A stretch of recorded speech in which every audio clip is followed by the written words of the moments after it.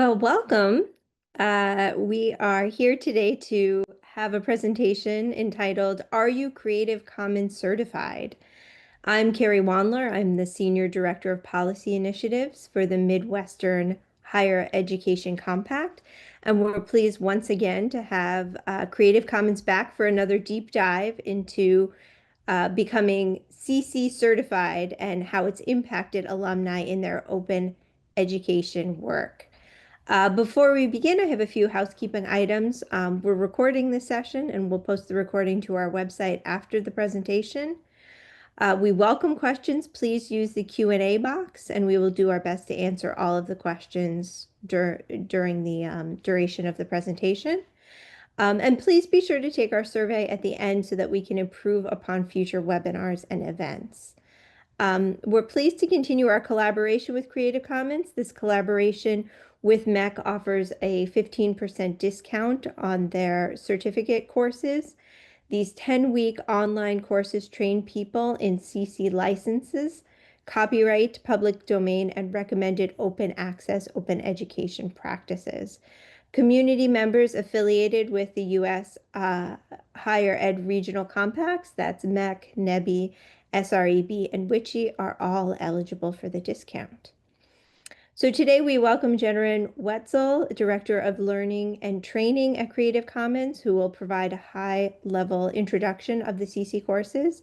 We'll also get to hear firsthand from Dr. Carrie Woodley, Assistant Professor in the Department of Education at the University of Wisconsin-Superior, on her experience as well. So Jennryn, I'll turn it over to you.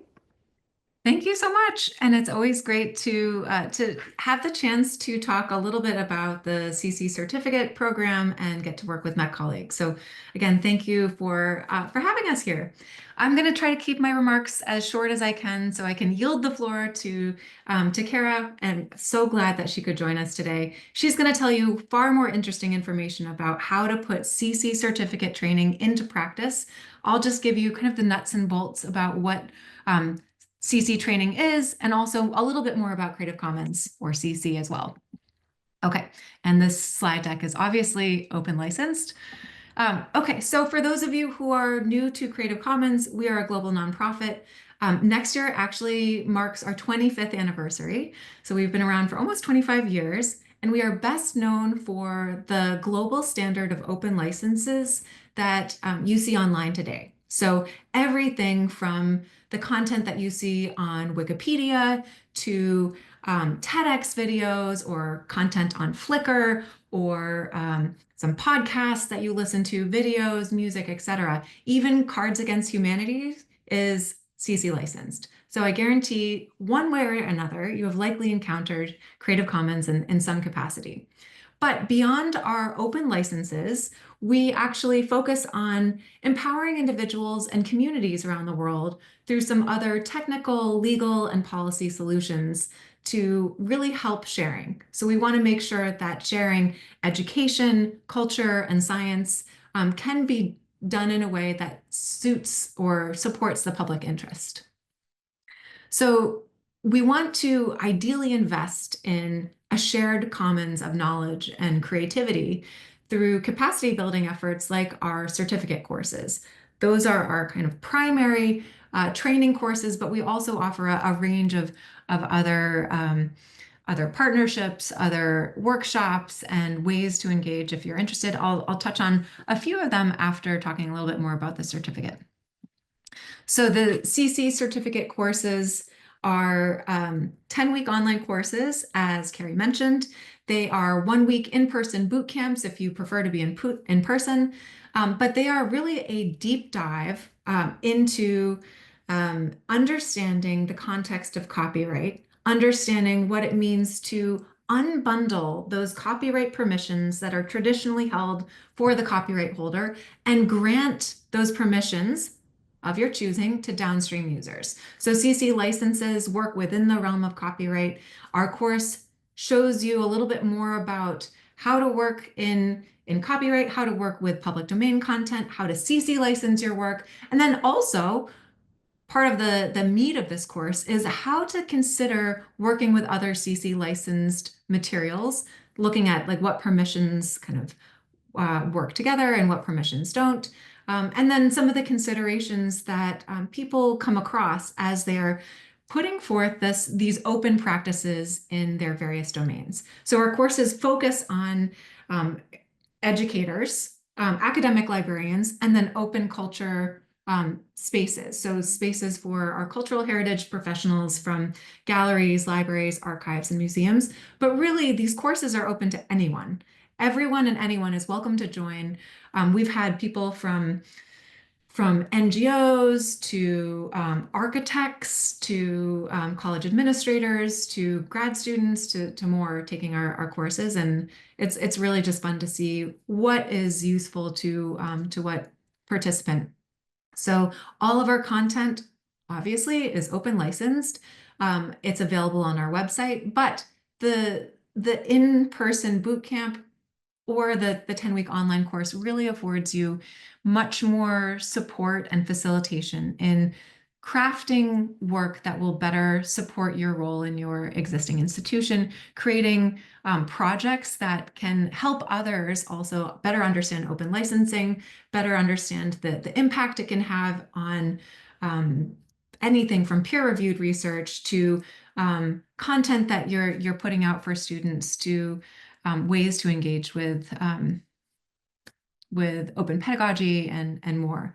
So ideally, there's something there for everyone. Our content is online, but most folks take our course and find that it really helps them with a lot of their needs, whether they are the recipient of a grant that has an open licensing requirement, whether they're just trying to explore and understand open licensing more generally or copyright more generally, or whether they're working in the kind of open education or open access space and need some content and actual resources to provide their colleagues or faculty or otherwise. So we've seen people take the courses for a range of reasons. We try to give as much leeway in the courses as possible so that people have, full-time day jobs, but they can still take the course in their own time, work through the assignments at their own pace, and also create really useful things for ideally their day jobs.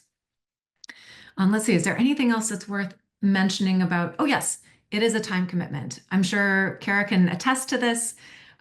This is not something to take lightly. We've polled participants, and most folks say that it takes around 6 to 10 hours of work per week. Some participants say 3 hours. Some participants, say 10 hours or more, but really we recognize that it is a time commitment no matter where you are. We try to make it as easy for you as possible. So there are ways to not put in as much time, but we find a lot of people want to put in the time because they're creating useful resources for their everyday work. But please do know 10 weeks online plus about 6 to 10 hours a week on average for that course. Okay. I wanted to also just note that we are really, really pleased to have a vibrant alumni community, including Kara. This alumni community spans over 2,200 people from 71 countries, all 51 states plus DC. And people have noted in follow-up correspondence that having been CC certified has helped them receive grants, has helped them be the point people for open licensing expertise at their institution, has helped them create new courses that they've open licensed, write books that they've open licensed, or develop other projects that are engaging in the open spaces as well. So we're really delighted to see this course kind of helping serve as almost like a springboard for more open advocacy and more open efforts for community members. Okay, last but not least, actually second to last but not least, I wanted to give you directions on accessing the MHEC discount. So as mentioned, you are entitled to 15% off our courses. I expect this is good through January. We haven't released the additional courses for next year yet, but I'm hoping that we will have the 15% off after that as well, TBD. So please do sign up for our January courses by clicking on registration. And let me see if I can share the link. Clicking on registration, and then in checkout, you can, everyone, here we go. You can just simply type in MEC15 in the promotion code area. You will see the automatic deduction in your ticket price, and then you can purchase your ticket. So it's that simple. Hopefully that encourages you all to take that dive into more professional development in January if you are able to. I know now is a particularly challenging time for finding the bandwidth and funds for additional professional development, but we do hope that some of you will be able to take advantage of this discount. Okay, last but not least, we have a number of other ways to get involved. So if you are interested but can't take the full 10-week online course, we offer a range of trainings. These trainings are catered to the host institution's needs, so they can be, 1 or 2 hour webinars to multi-day trainings, to whatever is needed, in person or online. We love doing trainings. So please contact me if you're curious.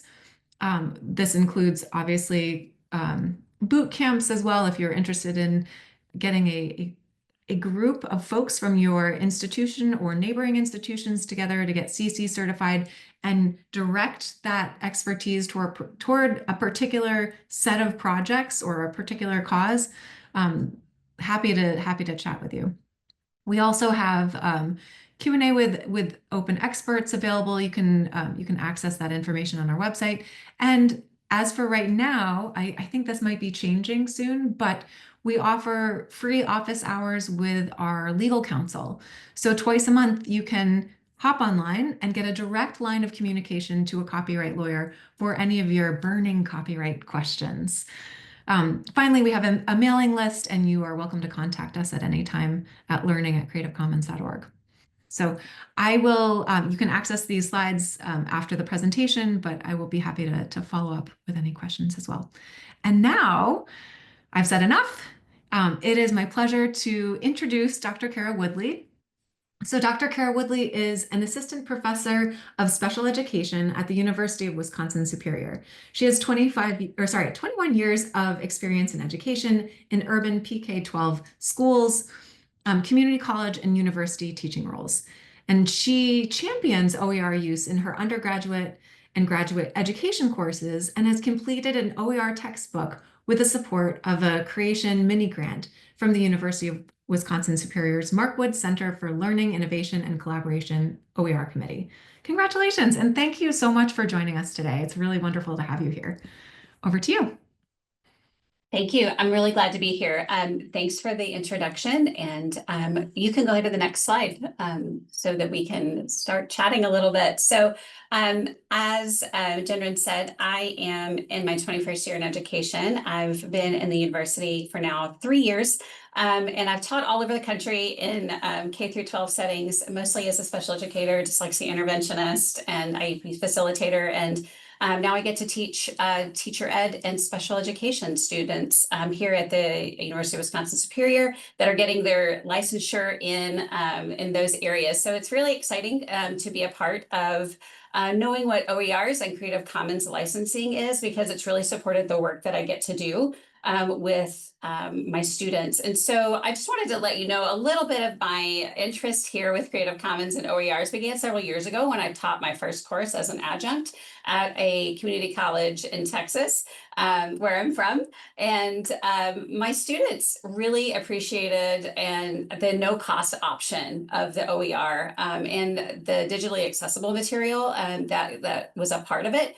And I wanted to know more about Creative Commons works, and that's what's led me here. So when I moved to UWS, I was fortunate enough to receive an OER grant that was just mentioned for one of my undergraduate course textbooks that I've now completed at this point with the support of many people here at the university.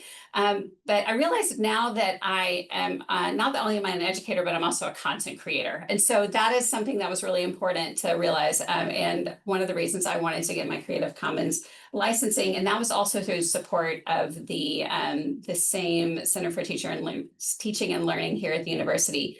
And so as it relates to like digital content for my courses, I teach online.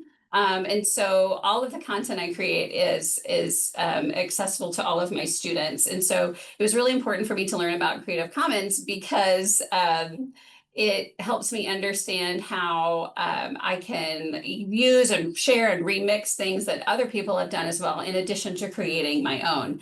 And so the focus of my work with Creative Commons and OER is really to create low cost and no cost options for my students, because we all know that college textbooks are really expensive. But the cool thing about Creative Commons licensing and OER work is that it can be continually updated, and it's also digitally accessible. And it's also can be the most relevant and up-to-date content for the courses that we teach, because we know things in education are moving very quickly. And so just a little bit about how I got to the Creative Commons licensing. One of our staff here at the university sent an email and said, this is an opportunity, and I received funding to do the Creative Commons 10-week course. And I did it last fall with a bunch of colleagues here. And it was extremely helpful as a academic content creator. And I'm starting to use that language more because I realize that that's really what I'm doing, is creating content for my students. The cool part about the Creative Commons licensing thing is that it's not only faculty from universities in the United States, it's people from all over the world, like Jennryn was saying. And so I got to learn from a bunch of experts in a variety of fields how they use Creative Commons to license, share, remix, create the work that they do. And as a result, I'm creating another project of OER, starting to work on textbooks to for our graduate program. I also teach in our graduate program. And so that's going to be an ongoing project that's beginning here and now. So you can go to the next slide. So as I was just referencing, my goal is to, along with some other faculty here, is to create what's called a Z degree for our graduate students, where there is no cost for textbooks for our graduate students. I teach in the Master of Special Education program here, in addition to the undergraduate courses I teach. And our goal is to create a Z degree. And so that means for us that are doing OERs is to continue the work, understand how Creative Commons licensing can help us either create our own work, remix, or reuse or share other people's expertise and research that they've already done. And so that's a really cool option. And of course, it saves our students money, which, if we all remember, textbooks can be really expensive. One of my favorite things about OERs is that it's digitally accessible. And so it can be updated as needed, links break and those kinds of things. They can be quickly fixed when you're doing a digitally accessible OER resource. And the one thing I learned as part of the Creative Commons licensing certification we did last year was that it can be applied to a diverse number of creations. My realm right now is really, academic textbooks and PDFs and those kinds of things, but the Creative Commons licensing content that I'm creating is really applicable to presentations, images, and so many other things. So that was a really cool learning experience. And as a part of the certification we did last year with my colleagues, we got to learn about all the cool ways that people are doing work with Creative Commons all around the world. And so that was really cool. You can go to the next slide. So I've shared a little bit of the benefits for me as becoming Creative Commons certified. So I'll talk a little bit more about just what that looks like once you get your certification. I get to have a badge on my email that I'm a Creative Commons certified. And so that naturally spurs conversations. When people see that badge on my email and they're like, I don't really know what this is. Can you help me understand? And I get to have really organic conversations just because I have a badge on my email. I also get to put it on my CV. So that is also really cool. And so just sharing the knowledge about how Creative Commons licensing helped me understand how to support my students better is something that I get to share pretty much every week here at the university. And it's very exciting to have the support from our Center for Teaching and Learning, who has provided funding for me to do these things. And so it's been very exciting.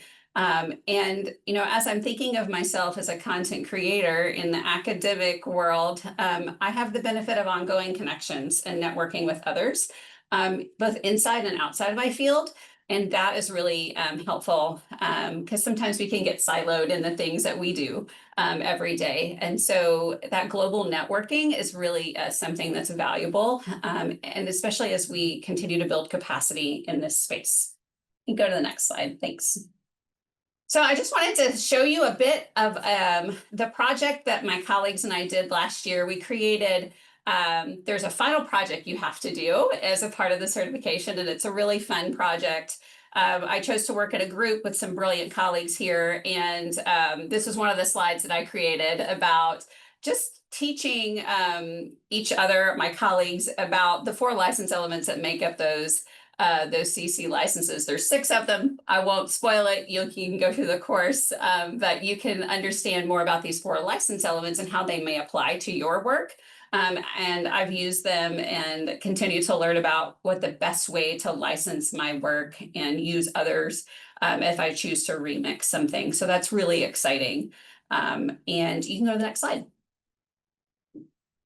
So this is just a snapshot of the book that I very recently finished with the support of our copy editors and some of our librarians and digital experts here at the university. But I created this content for my course, and thank you. It's really exciting, but it was it came out of a need to say, if I can write something based on research that is within my realm of expertise, but can also support learners in my specific course, I'm going to go ahead and do it. And it is a bit of work to create a textbook. I will tell you, it is a bit of work, but I had support all along the way, and I couldn't have done it without the campus support that we have built here. And so it's really exciting to know that this is an opportunity that I can continue to have as I build OERs for my graduate courses, along with some of my colleagues who are committed to building that Z degree so that one day our graduate students don't have to pay for any of their textbooks. So that's a really big benefit. So you can go to the next slide.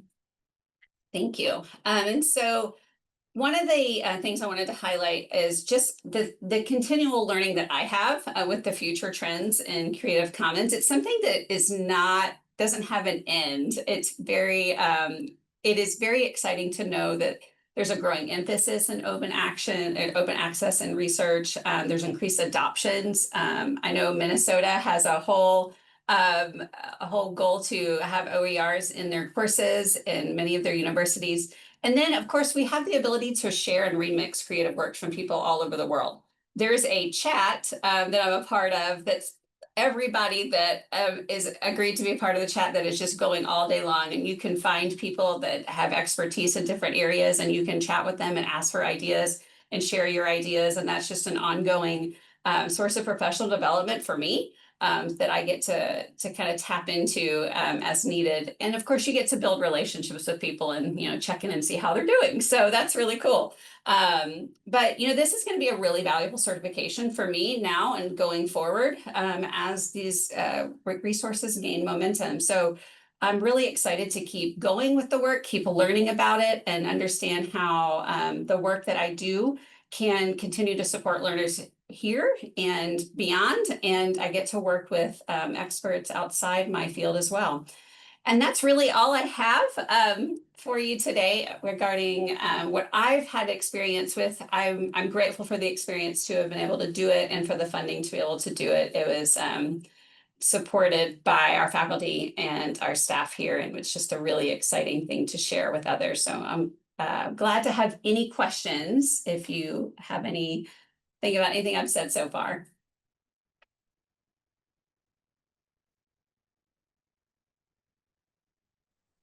And just as a reminder, we can put the questions in the Q&A box at the bottom of the screen, but I'll kick it off. I'm just kind of curious, being